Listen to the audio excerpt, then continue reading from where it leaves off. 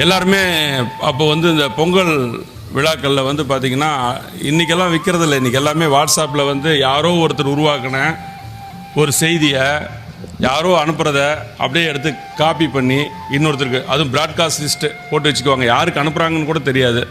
அந்த மாதிரி happy Pongal, happy Deepavali, happy teachers day, happy valentine's day, happy mother's day, இப்படி என்னன்னே தெரியாமல் ஏதோ நாம் இருக்கிறோன்னு காட்டுறதுக்காக இன்றைக்கி செல்ஃபோனில் எல்லாமே வந்து ஒரு உணர்வில்லாத, உயிரோட்டம் இல்லாத ஒரு தகவல் பரிமாற்றத்தை நாம் நடத்திட்டுருக்கோம். இது வந்து மிகவும் தவறான விஷயம். முன்னையெல்லாம் வந்து நான் ஒரு என்னுடைய வாழ்க்கையிலே உதாரணமாக சொல்கிறேனே, 12 வயசில் வந்து எங்கள் அப்பா காசு தர மாட்டார்.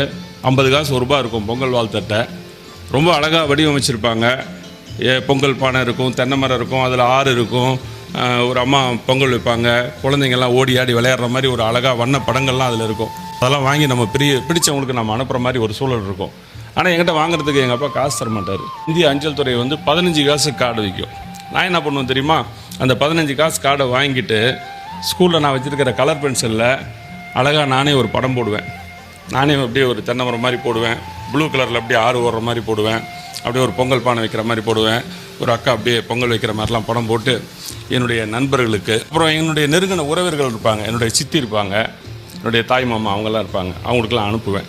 அனுப்பிச்சிட்டு பொங்கல் காலத்தில் அவங்க கிராமத்தில் இருப்பாங்க, அங்கே போவேன். இப்போ மாதிரி இப்போ எல்லாமே பண்டிகைன்னா இன்றைக்கி என்ன, எல்லாருமே டிவிக்கு முன்னாடி உட்காந்துக்கிறோம், யார்ட்டையும் பேசுகிறதில்ல, எந்த உணர்வுகளையும் பகிர்ந்துக்கிறதில்ல, ஒரு எந்திரமாக நம்ம மாறிட்டுருக்கோம். அப்போ திருவிழாக்கள்னால் உறவுகளோட மகிழ்ச்சியாக போய் சந்தோஷமாக ஒவ்வொரு செயலையும் செஞ்சு ஒரு பொங்கல்னால் அந்த பொங்கலை கொண்டாடுறதை பார்த்திங்கன்னா எல்லாம் சேர்ந்து அற்புதமாக நம்ம பண்ணுவோம். ஒரு உணர்வுபூர்வமாக இருக்கும். அதனால் பல நல்ல எண்ணங்கள் நம்ம மனசுக்குள்ளே உதயமாகும். அப்படி அந்த கிராமத்துக்கு நான் போகிறப்ப எல்லோரும் ஒன்று சேர்றப்ப நான் எழுதின கடிதத்தை மட்டும் எல்லோரும் பேசுவாங்க, எல்லாம் என்கிட்ட காட்டி அருமையாக இருந்ததுவாங்க. எதுக்கு இதை சொல்ல வரேன்னா, ஒரு 10 ரூபா, அந்த காலத்தில் 10 ரூபான்னா இன்றைக்கி 100 ரூபா 200 ரூபான்னு கூட மதிப்பு வச்சுக்கலாம். அவ்வளோ மதிப்புள்ள யாரோ உருவாக்கின ஒரு வடிவமைத்த ஒரு கடிதத்தை, ஒரு வாழ்த்தை வந்து நான் மனுஷா அது எடுப்பல.